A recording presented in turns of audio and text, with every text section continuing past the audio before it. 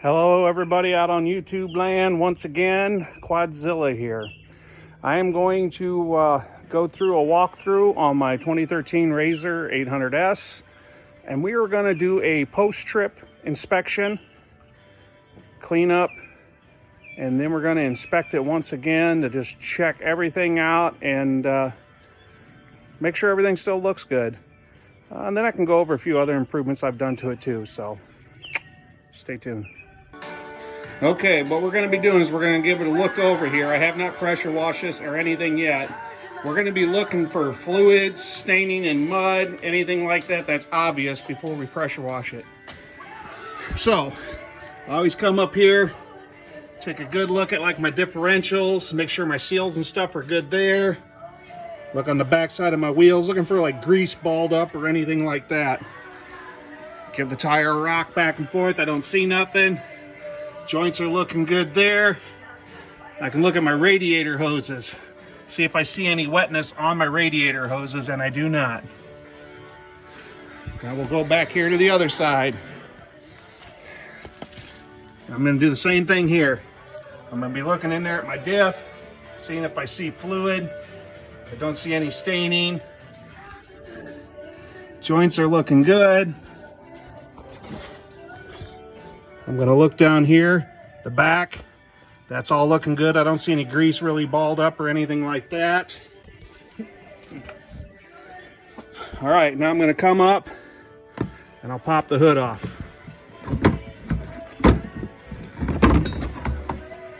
This way here I can take a look down at my radiator. I'm going to be looking for wet marks in my radiator to suggest that maybe I got a pinhole or anything like that, or even mud buildup. Everything's looking good there so far. I'm just going to leave this hood off for now. Set it over here with the seat.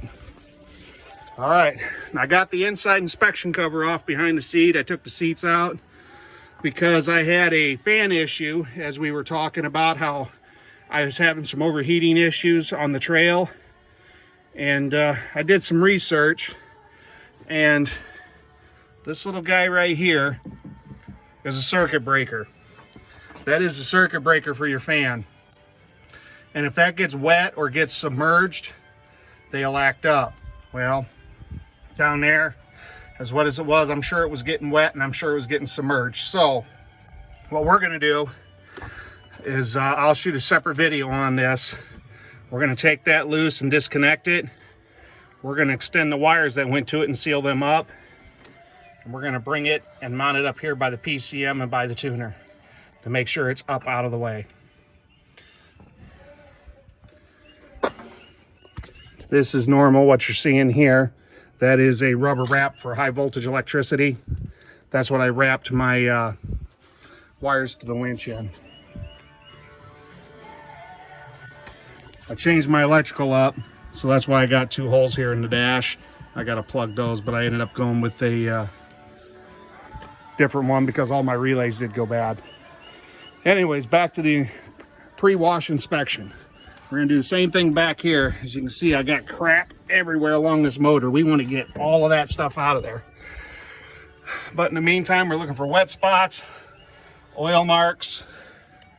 So far, everything's looking good. Like I said, this thing's been amazing to me, so it does not surprise me. Everything's looking good so far.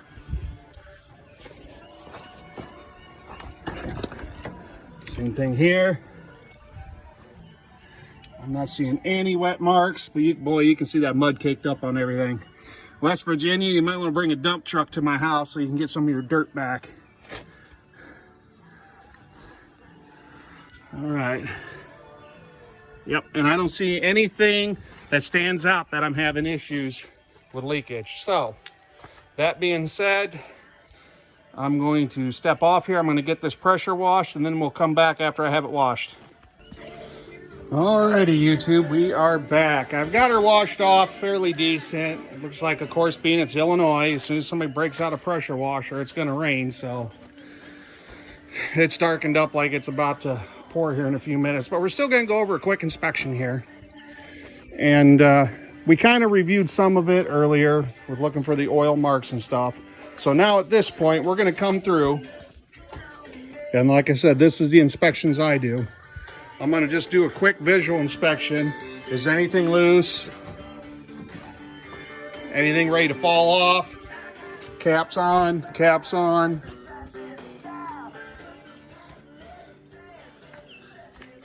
We're going over everything with a good visual. If it's your machine, you should know what your machine's like. Like I said, obviously I got this loose just because of getting all that stuff in there.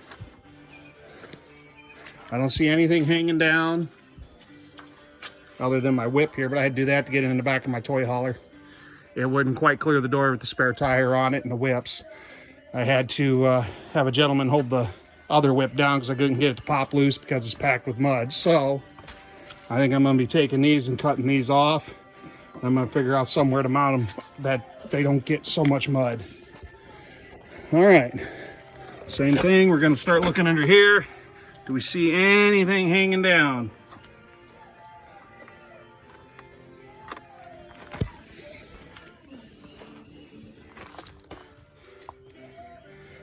Got all that mud off around the motor for the most part. All right, nothing telltale sticking out anywhere.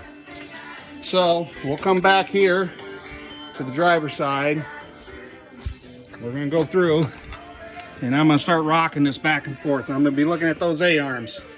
If you remember, those things like to loosen up and wiggle. Nothing there. I'm gonna take the wheel, I'm gonna try and pull in and out. No clunking, no banging, so I know my bearings are good.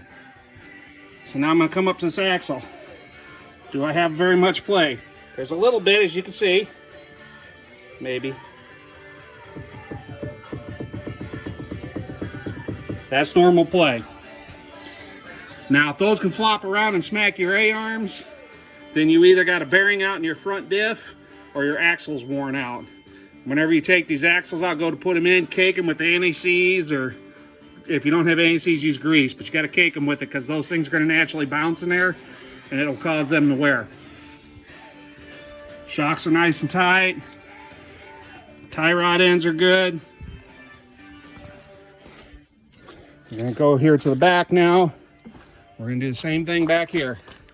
We're going to see if that rocks. Nope. In and out. Nope. Axle's tight. Or the shock's tight. Now the axle's tight. All right. Same thing here.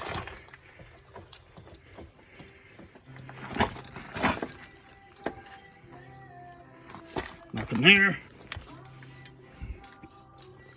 Shock's good. Axle's good. Looks like I'm gonna have to replace my header wrap up there. It looks like it came off around my fuel injection there, so that's one thing to note I'll have to do.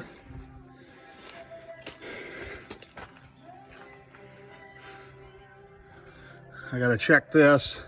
Looks like I might have a cracked weld right up in there. I'll probably have to spot weld that again, same time I relocate these. Like this one, I can't get it off.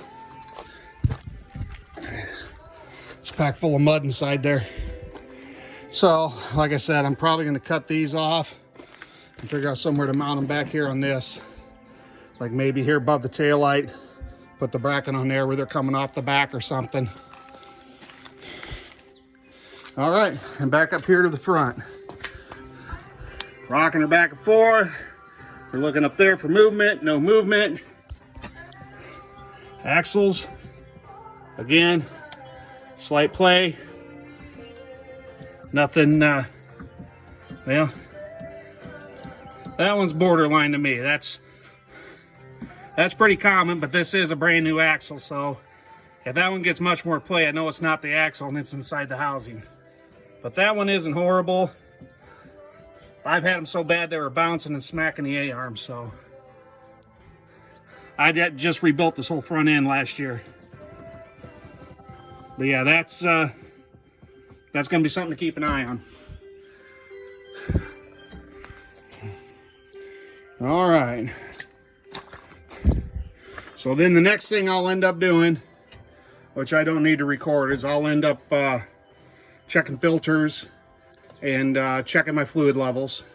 I'll do that at another point before we go on our next trip, but I may be actually going to Land Between the Lakes this coming week. So before I do that, I'll have to come out and I'll check my oil, check my antifreeze, make sure the levels are good. I don't see any leaking out of the diffs, so if I don't see any staining around the diffs, I'm not popping those every time. Check my transmission fluid. And as long as all that stuff looks good, we're ready for another ride. So, but from here, what I'll end up doing is I'll end up giving it a real good another wash as some of this stuff drips out of here. All this residue of West Virginia. I swear my driveway's about 3 inches taller than it should be, and you can see all the mud up there where last time it was washed when I came back. The grass hasn't even grown there yet. So you can kind of see the driveway hump there from all the mud. So from here, that's what I'll do. I'll be cutting this post-inspection video. Well, I guess not. Things that I've had done to this. I got my decal put on there. There's a few new decals like up on the hood. Super ATV because getting the Rhino axles, some more Hatfield McCoy decals. Quad Logic. Last year when I rebuilt this front end, I found my front steering rack was bad. It had a little bit too much play in it, so I got one of the Quad Logic heavy duties and had that installed. Well, I installed it and I had that installed. Pleased with that one so far. It's only one real good trip on it so far, but everything felt good, no play. What else? So the wiring here, I had all my relays that were down here and they did get damaged even being inside that box. The box had leaked on me. So I bought one of these wiring setups up here, the switch panels. So this was factory. So it only gave me 2 other slots. So I ended up doing those for my front lights, and then I left the other switch up here for my whip. And these I'll end up plugging or something. I'll do something with those yet.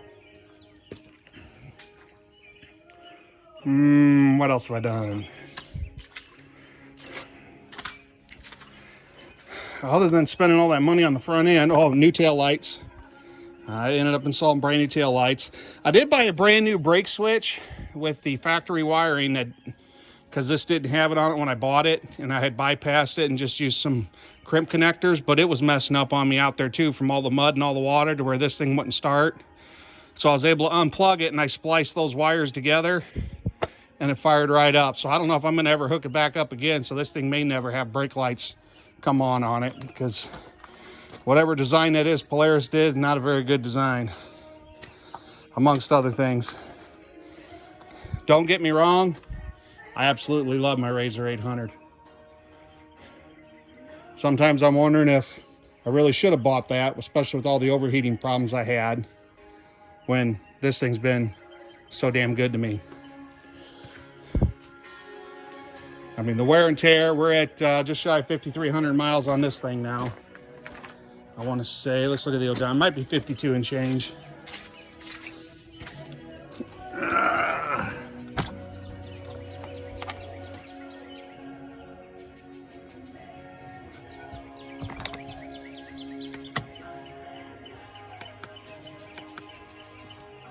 Yep, right there, 5,049 miles. So yeah, we're still lower miles from what everybody tells me.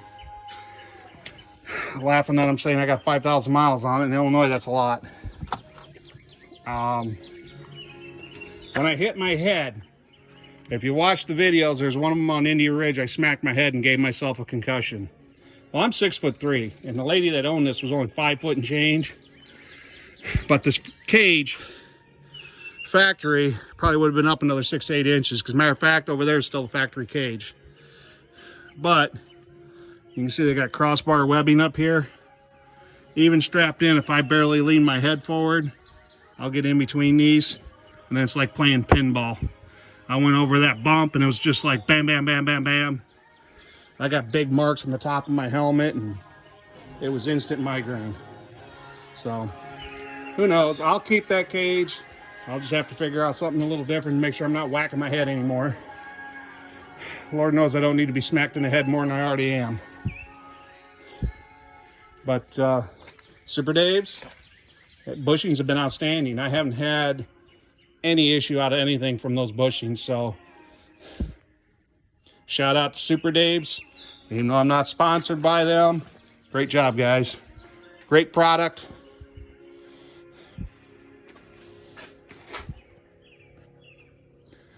Yep.